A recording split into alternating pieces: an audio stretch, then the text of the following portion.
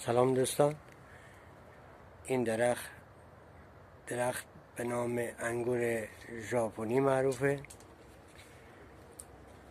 این انگور خاصیت ضد التهابی و ضد ویروسی بسیار قوی داره.